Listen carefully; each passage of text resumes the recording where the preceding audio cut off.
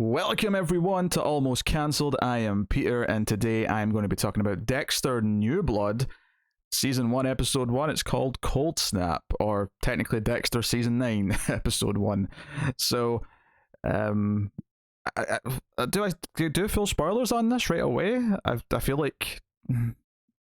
Yeah, I feel like if you care about Dexter, if you care enough about Dexter that you don't want spoiled, you're not probably going to click on a review before you watch it. So yeah, I'll just say full spoilers for the episode before I go. So this is a weird one. This is a weird one for me to talk about, and so my history with Dexter, that's the first thing I should get out of the way, is my history with the show, the original show, is I watched most of it. I saw everything but the final season. I never watched season 8, because seasons 7 and 6, at the very least, were so terrible that I just didn't want to come back. And I remember questioning myself repeatedly throughout 6 and 7. I was like, why am I still watching this? Because it's not like 5 was great. Like, 4 was pretty good. 4 had a really good main villain and a main plot. But 4 did have problems as well. I think one of the problems I had with all of Dexter's seasons past the first one was that a lot of the side characters and their plots that felt just there to give them something to do, I found really tedious. So even when it was at its best post season 1, which was definitely season 4 with John Lithgow, I wasn't in love with a lot of the surrounding things, but that main plot was quite good. And 2 and 3 were much better compared to the later seasons, but Dexter suffered from like kind of falling into the same formula every season, where it was always someone finds out his secret, and then eventually he has to kill them because they kind of go bad or corrupted, or they're trying to use him for their evil gains or something. But if you have clicked on this and you're just curious as to what this is, the premise of Dexter was that he was a blood expert. He was a blood pattern analyst for the police, but he was secretly a serial killer who murdered other serial killers, and it was based on a book. I noticed his like alias in the show, in this episode at least, like the last name I think is named after the author of the book, if I remember correctly. Lindsay sounds familiar. But obviously the show went past where the books had done. There was multiple books, but I don't know if the show remotely followed the books past the first one. But it had a good first season, at least at the time. I have no idea how Dexter Season 1 holds up now. I definitely had fun with it at the time. I had fun with it while it was airing. I have no idea how I would feel about it if I actually watched it now. I didn't really have much interest in coming back for a nostalgia season or a comeback reboot. It was kind of out of nowhere when they announced it. I was like, oh, okay, I guess we're doing this. That's all fine. However, I started a new thing on Patreon, patreon.com/MailFuzzTV, where I put up a bunch of the pilots that are coming up for the next month, and the patrons at $10 and up get to kind of like vote on what they think is they would rather I review. And Dexter made it high up enough on the list that people were at least curious as to what I would think of the comeback, the first episode at least. So yeah, I heard about how bad the ending was with him becoming a lumberjack. Certainly the start of this episode felt like it was following on from that, just a decade later. And he's in this upstate New York town. It is a quiet, snow-covered hunting town, and he's got a job. He works in a hunting store. He has a girlfriend, which they reveal kind of early in the episode. Because the episode starts, it makes it look like he's like on his own in the wilderness and he just lives off the land, but that's not true. He does integrate with society, and he kind of has to. Like, there's no way like Dexter would really work without some supporting cast. So Deborah has become his dark passenger. Like, he used to see his dad. And it's a shame not seeing that actor, James. I've forgotten his name, but I like the actor, so it's a shame not seeing him. But Deborah's become his new dark passenger. I had heard that she died in the final season, but I never got that far. I called it quits right around the time she was saying she secretly kind of wanted to have sex with her brother or something like that. I think that was the true jump into the shark. I mean, it already kind of jumped the shark, but at that point I was like, okay, you know what, I can just leave. I can just leave and never come back. But there was a curiosity, like, it's been a decade. What fresh ideas do they have? Is it going to fall into the same formula? Is it going to just repeat the sins of the past? Is it going to feel like it's doing something fresh with it, or is it going to feel really kind of predictable and samey? and admittedly, I do think there's a lot of this episode that is extremely just, I don't want to say predictable, because I'm not really talking about predictability, but it's predictable in a way that's just very familiar. Where it's not predictable because the story just makes sense to go a certain place. It's more predictable in the sense that, like, by the end of this first episode, he's got someone on a table. He's not killed in a decade, but by the end of this episode, he's got some asshole on his table, taped down with the plastic wrap all around, and it's like, oh, it says big return. I mean, they do a couple of things to make it feel like it's taken a bit of getting there. Like, he doesn't have the voiceover until late in the episode. Basically, when he's about to kill him, I think, is when it first kicks in.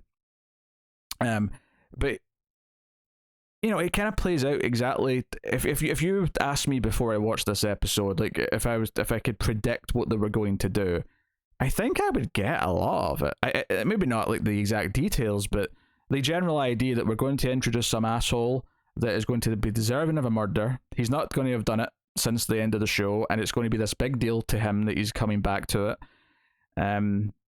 I think what's so weird about it is that there's certain moments in the episode, because I don't think the episode's terrible. Let me get that out of the way. I think it's perfectly fine for what it is. For a return of Dexter, it's perfectly fine, but not particularly exciting. It almost plays just a little bit too, not to the formula of Dexter per se, although it does kind of do that as well. Although it remains to be seen if the season plot follows the season formula of past seasons. But it kind of follows the formula of just like a comeback episode or a comeback season, where this episode is just about him becoming Dexter again, really. I mean, he still has the alias, he still, is pretending to be this guy, Jim, in the small town, and that's all fine and well. But ultimately, it's all just about him gearing up to be Dexter again and being the serial killer again and having a reason and having that desire to kill again. And probably my bigger complaints of the episode, outside of just some of the really forced dialogue and some of the asshole characters, like really over the top asshole, and that's something that might have been true in the original Dexter. It's been so long I can't really remember, but I wonder if I'd have the same patience for that now that I did back then. But he's really over the top. Some of the dialogue and things that are brought up feel very kind of shoehorned in. There's a point in this episode where it kind of felt like it was almost ridiculous just how much of a caricature like the victim ends up being. So the victim's this rich guy's son who's had it easy his whole life. He comes from a family who are 1%ers. He is out here for a hunting trip and he is reckless. He's drinking, he's doing drugs, he's endangering people. We find out about his past where he was in a boat accident, but it wasn't an accident. He actually intentionally rammed into another boat and got a bunch of people killed. He injured his friends, and he has no remorse whatsoever. So, over the course of the episode, they dish out this information to make us hate the prick. And that's all fine and well. But, there was a moment when he's actually lying on the table towards the end of the episode, and Dexter's like, I'm going to kill you, lol. And he starts yelling about, oh, my father's so powerful in this town. Like, once he finds out what's happened to me, he's going to come hunting for you, which I'm assuming is going to be a big part of the season plot. But he's like, he's going to come for you, and like you'll regret this. And there's this entitlement to the character, which is fine as an idea, don't get me wrong, but like they play it up so much every single second he's on screen that there's no like him revealing of who he is. Like, we kind of know how much of a prick he is before he's even opened his mouth. Every single line that comes out of his mouth, every single action he takes, every single glance he gives, it tells you how much of a prick he is.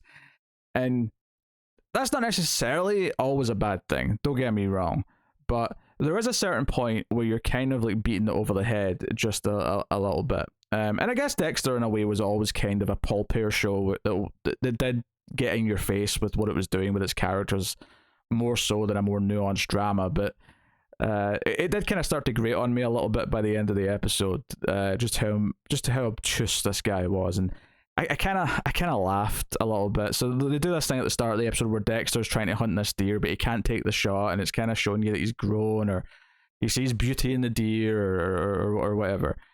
But then he, later in the episode, after he spent a lot of time like selling this asshole a gun, because there had to be like a 24-hour FBI check, and the guy's an asshole about it. He keeps asking about it, and he demands that Dexter deliver the gun to his house.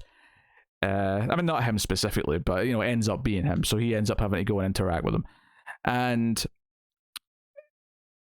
Dexter has this quiet moment, so it's a Last of Us style moment where he goes up to the deer and he's like he puts his hand out because he wants to, and the music's getting all sweet, and it's this beautiful serene moment of him connecting with nature and life. And you can see it coming a mile off that, like, we know this guy's going out to hunt. Like, he's been saying he's going to be going hunting with his friends for the last, like, half an hour of the episode. So you know what's coming. The deer is about to be shot right in front of Dexter. The blood's going to spatter on his face. And this is going to be the moment where Dexter finally kind of loses it and strikes and makes his choice. And it's kind of framed that, he's no longer lying to himself about who he is or whatever. But I watched 7 seasons of goddamn Dexter. Like, him trying to give up killing and then eventually giving into it was kind of something that was done a lot over the course of those 7 seasons. So if you want a replay of some of the greatest hits, maybe I think you'll get something out of this. I mean, it's like, it was fine. Like, I'm not annoyed that I watched this episode, but I don't really have much of a desire to see any more of it. Like, I had my time with Dexter. It's done. It's fine. And like I say, there's a couple of moments where early on he's delivering like blades to like a butcher in town, but it tries to play it up like he might do something because he's carrying these blades. He's a big butcher knife and a couple other things, and he's coming up behind this guy who's chopping a pig up, and it kind of plays it like, oh, the blood and the chopping is going to like turn his killer instinct on. He's going to go into homicide mode, but it does that thing where it kind of like, and then the character turns around and goes, oh, hey, Jim, did you bring my blades? And it's like, lol, we got you. I could have done with less of that. Like, I get that you want to like build up that there's always this temptation around him, but I feel like this is such a simple little in your face moment that if he's really not killed anything for 10 years, he's doing far better than he ever did in the original show. So it's really a bit cheap to suggest that just watching a butcher cut up some pig would be enough to trigger him. Especially, I mean, if it was in context that he wouldn't normally see this kind of thing, and maybe this was the first time he saw anything like this in a long time, maybe that would make sense. But he clearly is entrenched in this local community. He clearly knows this butcher guy. He clearly works with like hunting equipment and animals all the time. This is not like out of the ordinary from the context we get in this episode. So the moment just felt like a cheap, like, oh, is he gonna do it? Is he gonna do it? Dexter's got his blades out. He's gonna stab someone. So that was kind of a fault. That was kind of like irking me early on. They also do the thing where they try to trick us into thinking, he's been pulled over by a cop, and she, notices the blades, so she asks him to step out of the vehicle. And like, I was actually glad that it turned out to be his girlfriend, and this was just them being kind of kinky. Because honestly, when she started like searching him when he was up against the truck, I thought that looks a bit gropey. But this feels like she's a bit closer than she otherwise would need to be. So yeah, it turned out to be like, oh, aren't they cute and sexy? Because they're having sex in her cop car, and it's all, like she's a working mom, so their time is limited, so they do this sometimes, whatever. And she's an okay character from what I get in this episode. She's got a heart. She cares about the fact that girls are going missing. Obviously, whoever's doing that will come into play, I'm sure, later in the season. The obvious route for it to take, perhaps, like it could be some of the rich, because they mention a few times that this is where a lot of rich people from like the rest of the state come for their winter breaks and their winter like hunting trips and whatnot. They mention that a few times, but they also, the big thing of the episode is that Harrison, Dexter's son, who was a baby in the original show, and I suppose a toddler by the end of the show. I actually like sort of started doing some maths in my head when he showed up, and it was clear that he was looking for Dexter because he's his son. And I was like, oh, wait a minute, what age should he be? And I thought about it and went, okay, it's meant to be 10 years, more or less, since the show ended, and he was born definitely by season 4. So yeah, I suppose he would be in his late teens. I guess this makes sense. But by TV casting logic, this makes sense. So, like, okay. All right, so this makes sense that he's this old. I'll go out on a limb here and assume it's not the same actor who was the baby. there was no need to get the same guy, so I assume it's a different dude. But like, and obviously, yes, I get that the story with the main douchebag and him talking about how his father's powerful, but then he breaks down and cries and says, "Oh, my parents were never there for me. It's all their fault." So he tries to, pass all the blame onto them for everything he's done. But this makes Dexter go, "Oh, like my son will have no one there for him." Although I'm pretty sure Yvonne Strahovski was looking after him. I seem to recall that was the like. I mean, I never saw the finale, but I think like he was left with her. So I don't know what's happened to her. Maybe you'll find out in the next episode. I'm not going to find out. I'm not watching the next one. Screw that. Life's too short. But yeah, but he's worried. Oh, he's going to have to grow up on his own. So he goes to the bus station to get him because he lied to him earlier and said that he wasn't Dexter. And admits that he's from Miami, admits that he's his father, and he says, "Come home and we'll talk." So how he's going to explain this son to everyone else, I guess we'll find out. Well, let's say we. You'll find out. I'm not going to find out. But obviously he knows who he is. I suspect he might have some idea as to why his father had to run away, although, I mean, obviously he's looking for him. He feels abandoned, so maybe he doesn't know that much about it. I suspect that Dexter is going to be more open with him. In fact, this might be very well what fulfills that formula that I was talking about earlier, where one person is going to know what he's doing and who he is, and that's going to be a big theme of the season. It makes a lot of sense that it's going to be Harrison. Admittedly, given that it's his son, I suspect it'll have a very different ending to what most of the seasons of Dexter ended with. So that's nice, I guess.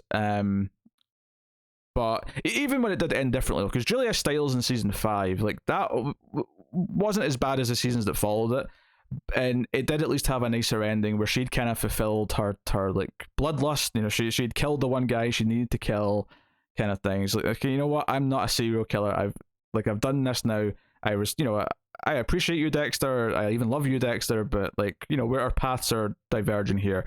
It had a slightly different ending, but it didn't change the fact that she left. It didn't change the fact that we had a character for a season who get into his secret. At least it didn't end the exact same way, but she still left. So it still kind of felt like a one and done story for a season.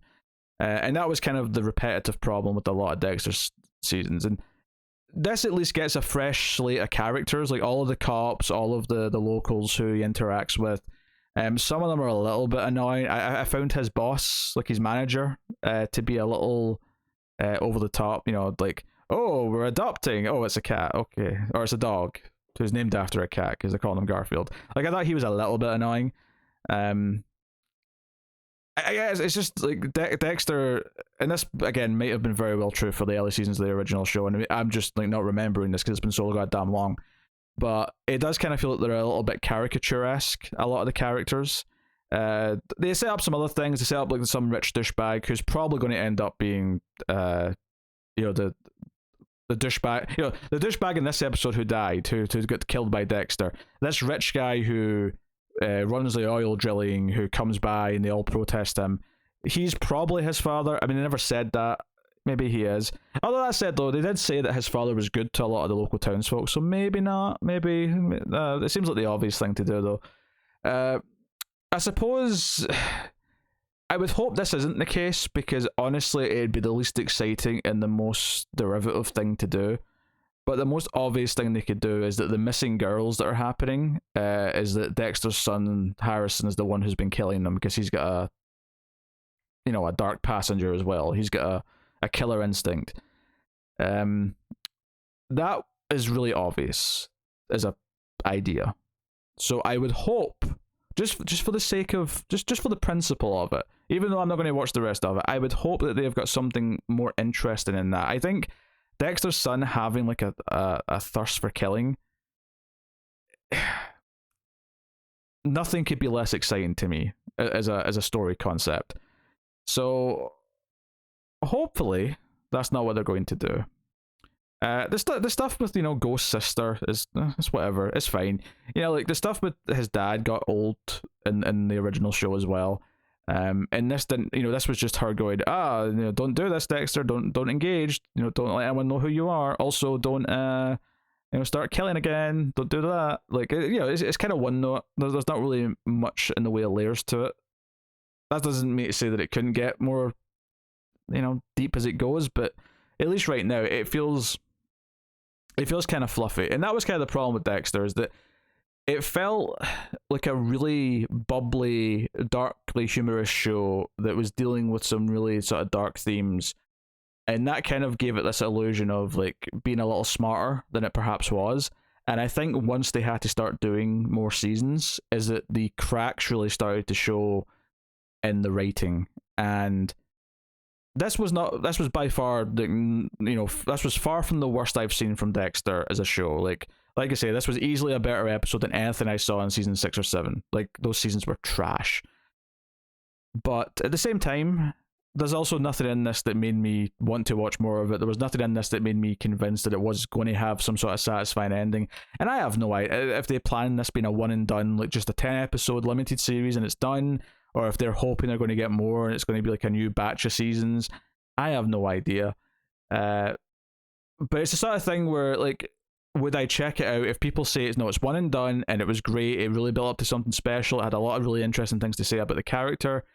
That'd be great. I think one of the core problems with Dexter, the character, is that the longer you try to prolong his story, the more just like corporate it feels as an idea. It's like, this is a story that should have a very limited time span, a limited shelf life. So by finding ways to, and this is a problem that a lot of TV shows go through. The Office, for example, after 6 or 7 seasons, it felt like this should probably have just wrapped up by now, and instead you get 2 or 3 more, and they're mostly kind of shit. And a lot of it feels forced that you're keeping characters in these boxes. And in that show, it was just a really simple life thing. It feels kind of weird that a lot of these characters haven't moved on to other jobs by now. Whereas with Dexter, like, it feels like, Dexter could have been a tight three season show, right? And I'm not saying that I want to cut season 4. I'm saying that, take a lot of the good stuff from season 4 and just put it in season 3 or 2, whatever it may be. I feel like you could have had a tight 3 season Dexter series, and it could have been a really good thing where it examined kind of all the key things that were interesting to examine. Because after season 1, what you wanted to examine was them hunting Dexter, and then him coming up against a serial killer who's smarter than him or more vicious than him, a la John Lithgow. And I don't know if there's much more than that I really think anyone needed from the show. But if people are happy it's back and enjoy it as like some bubblegum TV, then fine. Cool. Knock yourselves out. But if I'm rating this, like, it's like, scraping maybe a 6 out of 10 kind of thing. It's just fine. It's just fine. But there's nothing about it that makes me feel like it won't just be complete trash by the end of the season. There's nothing inspiring here. It has the benefit of being a decade since it ended, so at least there's been some time away, so it's not as tiring immediately. But by the end of the episode, by the time he was like taping the guy down and giving his little speech, and he was doing his voiceover at the end about, I'll be there for my son, I was like, okay, I'm already starting to feel like the fatigue of this just being Dexter again. Like, I'm already starting to feel like, I've been here, done that. So, and that's not something I want to feel. So, that's basically, yeah. One point I will make is that, so the opening title didn't have like the whole down down down down down. It didn't have the whole opening intro with him like getting dressed, and it makes sense that it wouldn't be the same one because he's in a different city now. But I thought they'd have something with that music or a new take on that music, and they didn't. It just cut to a title card. In fact, not only that, the TV show. I love my aspect ratio talk. This was a full 2.40:1 cinematic widescreen, which the original show was not. The original show was just 16:9. Just 178:1. Like all TV was back then. This idea that TV can be in different formats now is only just been like a recent thing in the last like 5 years. Give or take.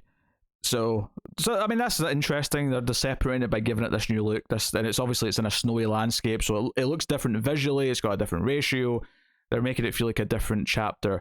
So maybe that's why they didn't use the music. But I thought maybe the reason why they didn't use the music is because maybe they're going to like save it until he's become a killer again, and maybe it'll kick in at the end or something, or maybe they'll do that later in the season. But it never popped up.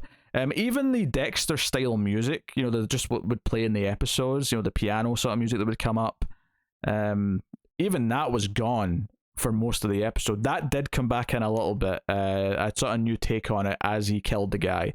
So that clearly is going to come into it, sort of a score that sounds akin to what I used to have, which is cool. They absolutely should keep some of that going forward. It wouldn't make any sense to me to have a completely new sounding like musical landscape for this. Altered, sure, evolved, sure, but not like completely disregarding things. They did keep the end credits music, which is cool, but I was a little distracted during it though, because they did this over the top like title sequence. So instead of having an opening title sequence, they had like the names of the cast were coming up, and like it was like frosted lettering, which would be fine. Like the actual visual of it's just a bit over the top maybe, but whatever, no big deal. What was distracting about it though is that they really went nuts with the sound effects. Like every time a name came up, you heard like the sound of like ice cracking and like whatever. So it was like almost like getting in the way of the music. It felt like it was conflicting with the music soundtrack. So it sounded a bit messy to me. So I thought that sounded quite bad at the end of the episode. That's like a technical choice, like a technical nitpick to make. So that's not like a big deal, but yeah. So this is perfectly watchable, but I would not expect anything good to come of it in the long term. And unless you're really passionate about Dexter and just love the idea of having 10 more episodes of Dexter, I don't think you're going to give a shit about any of this. I'm good. I don't have that much nostalgia. Like, I enjoyed season 1 when it aired. I watched 7 seasons of the damn thing.